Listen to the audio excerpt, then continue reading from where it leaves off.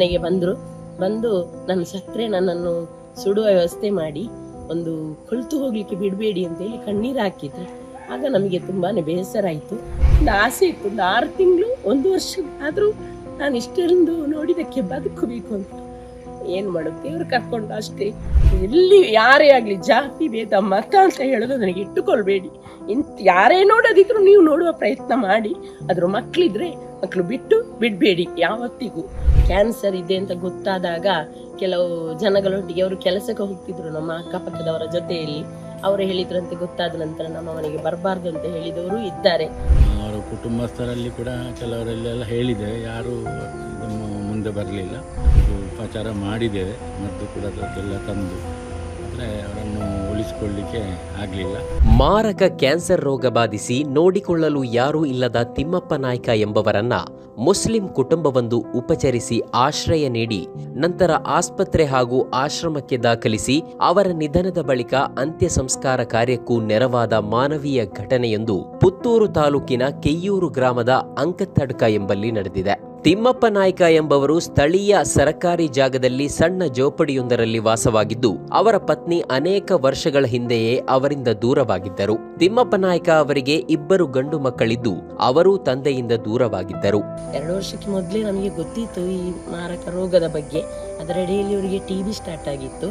TB start ಆಗಿ ಸಹ ನಾವು ಆಶಾ ಕಾರ್ಯಕರ್ತೆಯವರಿಗೆಲ್ಲ ತಿಳಿಸಿ ಔಷಧಿಯ ಬಗ್ಗೆ ನಾವೆಲ್ಲ ನೋಡಿಕೊಂಡು ಕೊಡ್ತಾ ಇದ್ದೇವೆ. ಅವರಿಗೆ ಗುಣಮುಖರಾಗಿದ್ದರು.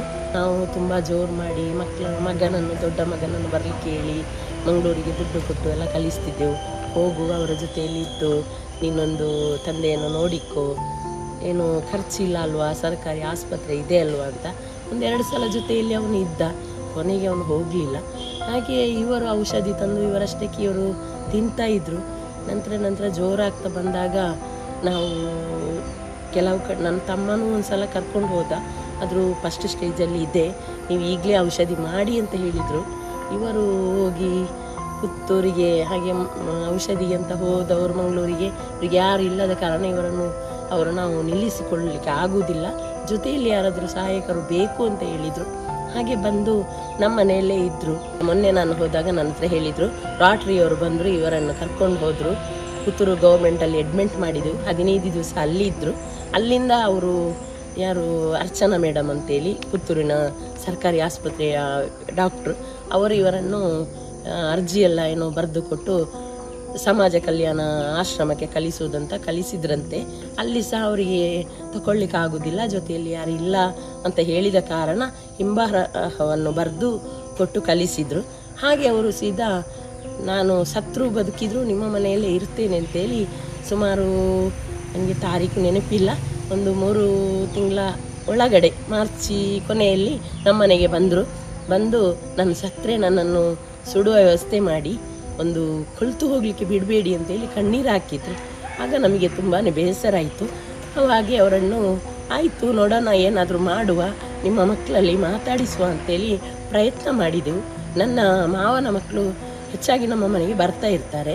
ಅವರಲ್ಲಿ ನಾವು ಹೇಳಿದೆವು, ನೋಡಿ ನೀವು ಈ ಥರ ಒಂದು ಅವರನ್ನು ಸಂಪರ್ಕ ಮಾಡೋ ವ್ಯವಸ್ಥೆ ಮಾಡು ಅಂತ.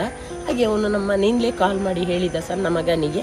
ಅವನು ಹೇಳಿದ, ಸತ್ರೆ ನನಗೆ ವಿಷಯ ತಿಳಿಸಿ ನಾನು ಸುಡ್ಲಿಕ್ಕೆ ಬರ್ತೇನೆ ಅಂತ ಹೇಳಿದ. ತುಂಬ ಬೇಸರ ಆಯಿತು ಅವರಿಗೂ ಕೇಳಿ ಈ ವಿಷಯ. ಹಾಗೆ ಮತ್ತು ದೊಡ್ಡವನು ಸಂಪರ್ಕಕ್ಕೆ ಸಿಕ್ಕಲಿಲ್ಲ. ಅವನು ಕೌಡಿಚಾರಿನಲ್ಲಿ ಅವನು ಅತ್ತೆ ಮನೆಯಲ್ಲಿ ಇರ್ತಿದ್ದಂತೆ.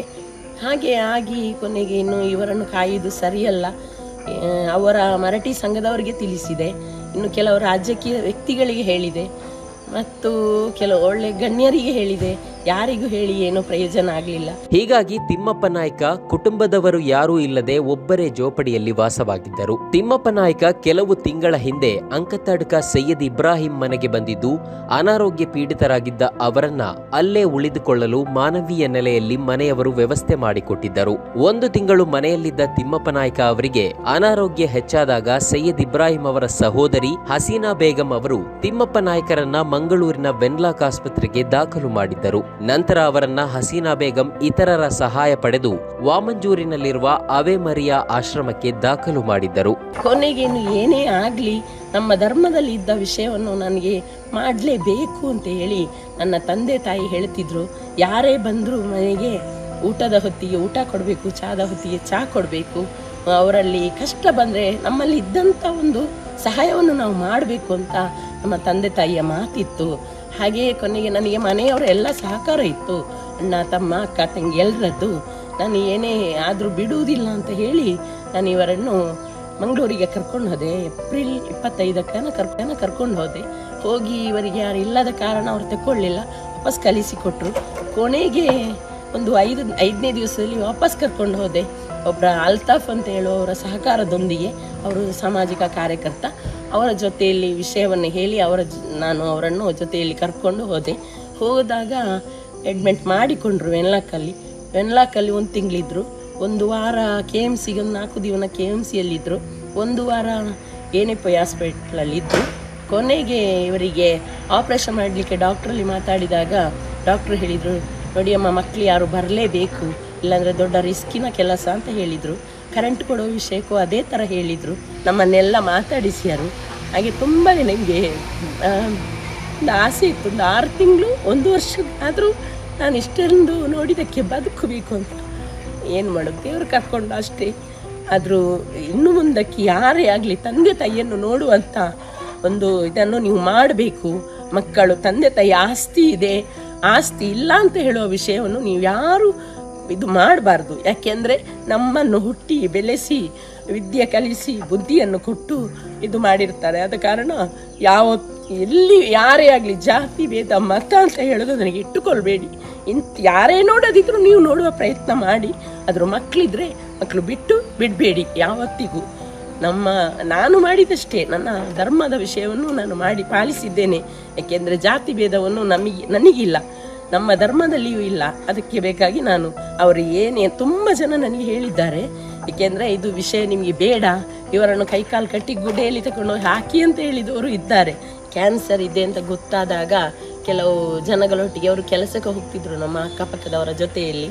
ಅವರು ಹೇಳಿದ್ರಂತೆ, ಗೊತ್ತಾದ ನಂತರ ನಮ್ಮ ಮನೆಗೆ ಬರಬಾರ್ದು ಅಂತ ಹೇಳಿದವರು ಇದ್ದಾರೆ.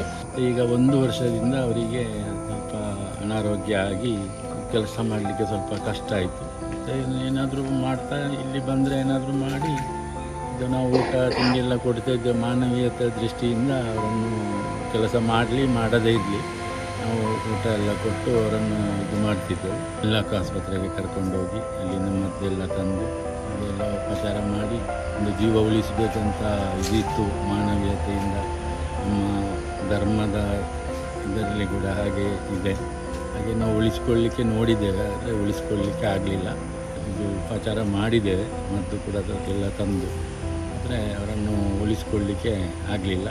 ಇದೆಲ್ಲ ಕೊನೆಯ ಇದರಲ್ಲಿ ಆಸ್ಪತ್ರೆಗೆ ಅಡ್ಮಿಟ್ ಮಾಡಿ ಮಾಡಿದ್ದಾರೆ ನನ್ನ ತಂಗಿ. ಜೂನ್ ತಿಂಗಳ 23ರಂದು ತಿಮ್ಮಪ್ಪ ನಾಯ್ಕ ಮೃತಪಟ್ಟಿದ್ದಾರೆ.